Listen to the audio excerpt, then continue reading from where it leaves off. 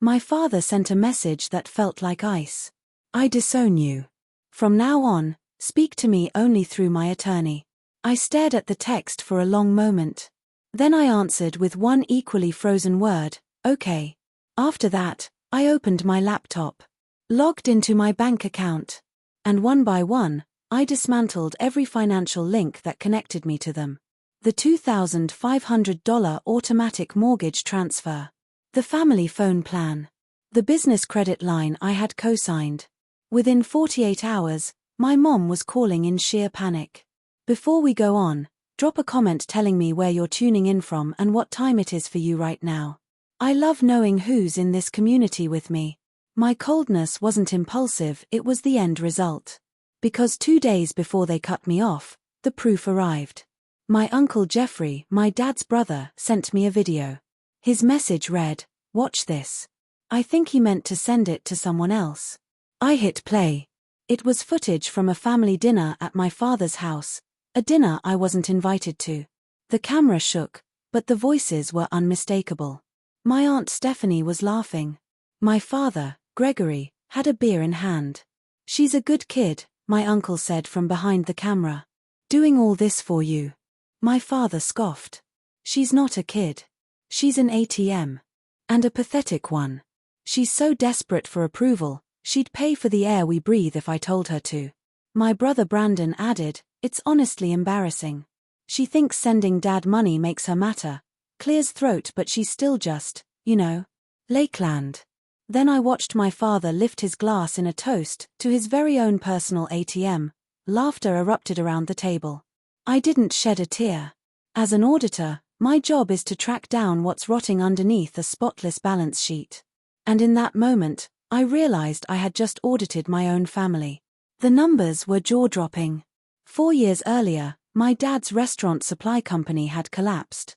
He was only days away from losing the house I grew up in. He and my mother, Melissa, called me sobbing. "You're the only one who can help, Lakeland. You're the responsible one." So I helped. I agreed to pay the $2,500 mortgage every month for 4 straight years. In my head, I tallied the total. $120,000. You need to understand what it means to survive a family like this. If you grow up as the scapegoat, you're taught that love is a transaction. That your value equals the work you can do for them. You don't receive affection, you purchase brief moments of non-hostility. Covering that mortgage wasn't kindness. It was a toll. A fee for temporary peace. Sending the money was easier than enduring the shouting, the emotional manipulation, and the guilt-laden accusations that I didn't care about the family. I know what you're probably thinking. Why? Why stay in a situation like that for so long? Why tolerate the way they treated me? The cruelty you saw in that video, that was the trap. It was the inertia of normalized cruelty. In families like mine, everyone is assigned a part to play. Brandon was the golden child, the one who was never at fault. His mistakes were unfortunate circumstances. Mine were proof of a defective character. I was the scapegoat, the designated outlet for the family's problems and anger.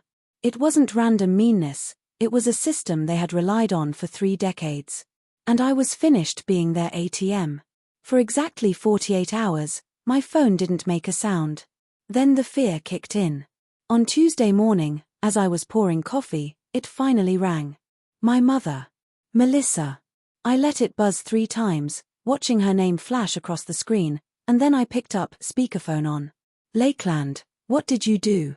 Her voice wasn't controlled, it was a sharp, frantic pitch, thin with disbelief. "The bank just contacted your father. The mortgage payment bounced. It's due today, Lakeland. You need to fix this right now." I waited her out until she had no choice but to breathe. "I was disowned, Melissa," I said, my tone as flat as the countertop beneath my hand. "All communication now goes through my lawyer." "What? What lawyer?" "Lakeland, don't be." I hung up. Instantly, my phone detonated with notifications, a digital landslide of entitlement. A text from my brother, Brandon. "You're pathetic. Dad is ruined because of you. Fix this." Another from my Aunt Stephanie. "Your mother is hysterical. Whatever childish stunt you're pulling, stop and apologize. Childish stunt. They were still following the old script. Still convinced this was some dramatic outburst. That I was a child throwing a fit for attention. It never crossed their minds that I was an auditor, quietly closing accounts. I didn't respond to a single message. Didn't answer a single call. Instead, I opened my laptop and started drafting an email. My hands didn't tremble. I'd sent hundreds of concise, emotionless communications in my line of work. This was no different. The recipient list was extensive: my entire extended family, Uncle Jeffrey who had forwarded the video, Aunt Stephanie who laughed in it, my cousins, and, crucially, several respected members of their community. People who sat on the board of the community medical fund my father oversaw. The subject line was straightforward. Financial support for Gregory. The body read, "To all. As I was formally disowned by Gregory on Sunday night, this email serves as notice that my financial assistance has officially ended. For complete transparency, I have included a ledger detailing the support I have provided over the past 48 months, totaling $120,000.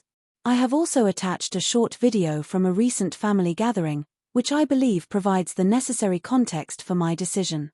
Sincerely, Lakeland. Attachment 1, mortgage_payments_ledger_120k.pdf. Attachment 2, family_dinner_atm.mp4. I glanced at the files, the cold precision of the spreadsheet, the raw humiliation captured in the video. Facts and feelings, side by side. My fingertip paused over the mouse. This wasn't just settling a disagreement. This was pushing a button that would blow apart a reputation. ATM. Their laughter. Those were the only things running through my head. Then I hit send. That email didn't just make a point, it blew the family apart. The real family, not the polished performance I'd mistaken for one my whole life. The first reply wasn't remorse. It was an attack. A few hours later, an official-looking message arrived from a law firm I'd never heard of. A cease and desist. It accused me of defamation, harassment, and tortious interference with my father's business. It claimed I'd acted with malicious intent. It threatened a $75,000 lawsuit unless I immediately retracted everything publicly and issued a formal apology. They were threatening to sue me for telling the truth. They thought a fancy letterhead would scare me into deleting the post, crawling back, and apologizing. I read the letter once and then I laughed. I didn't just have suspicions. I had evidence. I wasn't frightened. I got representation. I forwarded the email to a family law attorney in Denver, a woman known for being ruthless.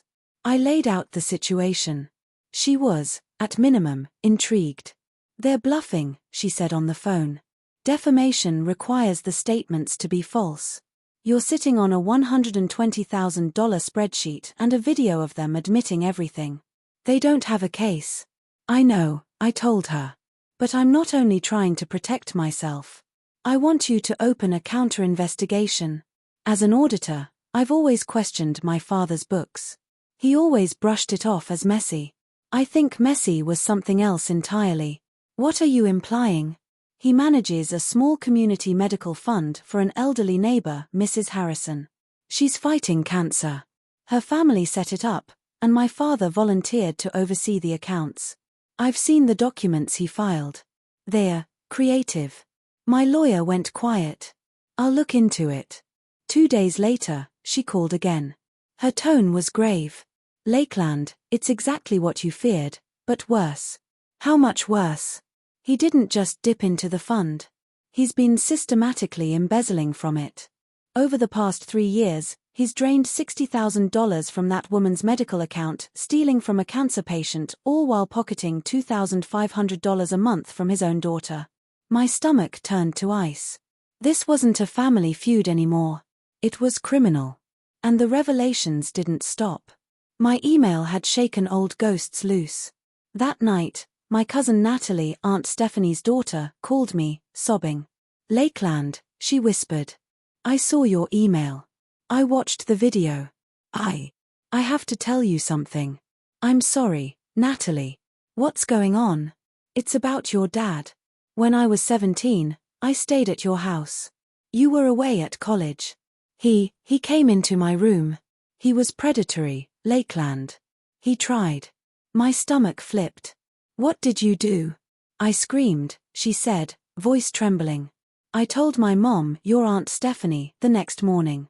She told me to stay quiet, that I must have imagined it, that speaking up would destroy the family.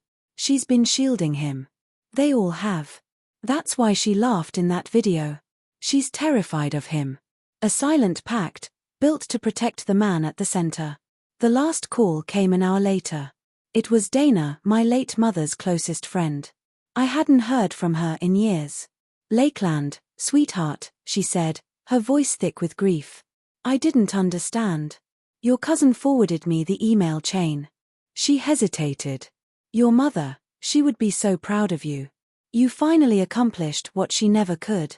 What do you mean? I asked. Gregory wasn't just a terrible father, sweetheart. He was a cruel husband. Emotionally, financially, he drained her completely. He micromanaged every dollar, undermined every decision. That's why she was always sick.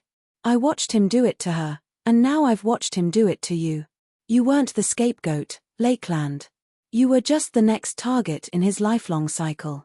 I hung up the phone. Finally, it clicked. This wasn't a broken family, it was a crime scene. And my father was the criminal. Word of a $60,000 embezzlement from a cancer patient's medical fund doesn't stay hidden for long. Within a week, the story had circulated throughout the community. My father's name was everywhere, and not in the way he was used to.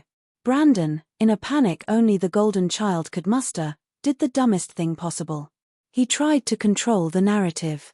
He went on Facebook and posted a long, rambling status. I can't believe what my sister is doing to our family, he wrote. She's always been jealous, but this is a new low. My father is a good man. She was the auditor with access to the fund's books.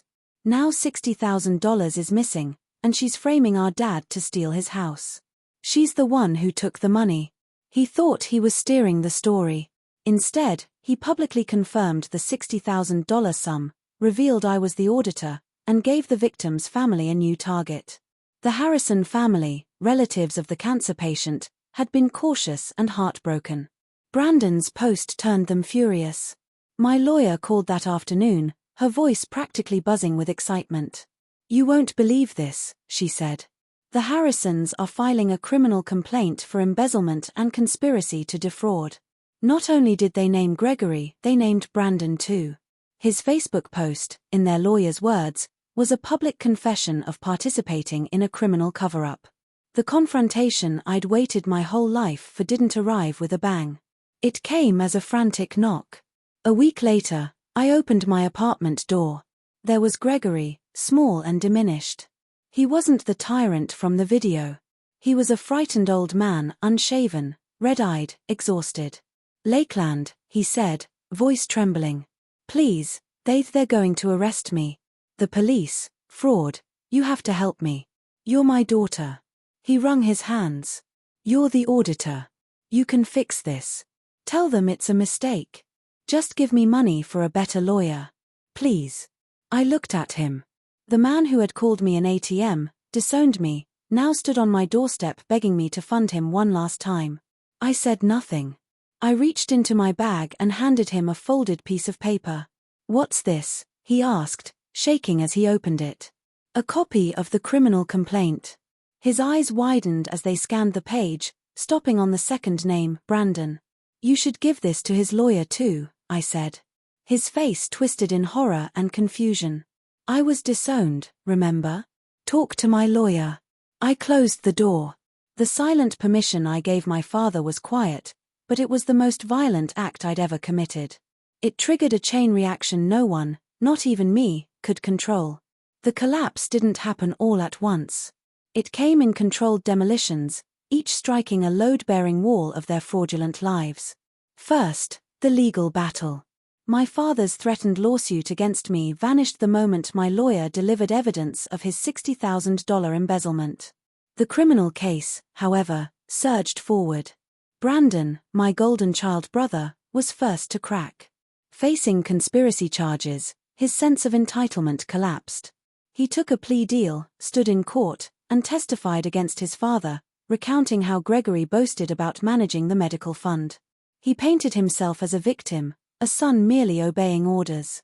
The court spared him jail, but the community saw the truth, a coward. Legal debts and a ruined reputation were his reward. Then came Gregory. Without his golden son defending him, and with my audit notes guiding the prosecution, the trial was almost a formality. He was convicted of felony fraud. I didn't attend sentencing. My lawyer informed me, 3 years in state prison. With Gregory imprisoned and Brandon bankrupt, the house came next. Foreclosure was swift. The home I had preserved for 4 years, the one my mother loved, was sold at auction for pennies. The family name, once a source of pride, now equaled fraud and betrayal. While their world crumbled, mine quietly began. A week after my father's sentencing, I was summoned to my boss's office. I expected questions about the family scandal. Instead, she offered me a promotion, Senior Director of Audits for the entire hospitality group. Lakeland, she said, I don't know all the personal details, but the past 2 months you've handled unimaginable pressure with integrity and professionalism. That's the kind of leadership we need. I left her office promotion in hand, standing in the glass elevator overlooking the Denver skyline. No tears, no smile. Just a solid, unshakable certainty. For the first time, my worth wasn't up for debate at a table of angry men. It wasn't transactional. It was a fact, written in a contract, on a new floor, in a new office. The ledgers were balanced. I didn't attend the auction, I didn't need to. I knew the house had sold. I knew my father served his time and was released. I knew Brandon now worked in a warehouse, repaying legal fees. I never heard from them again. The ledgers were balanced.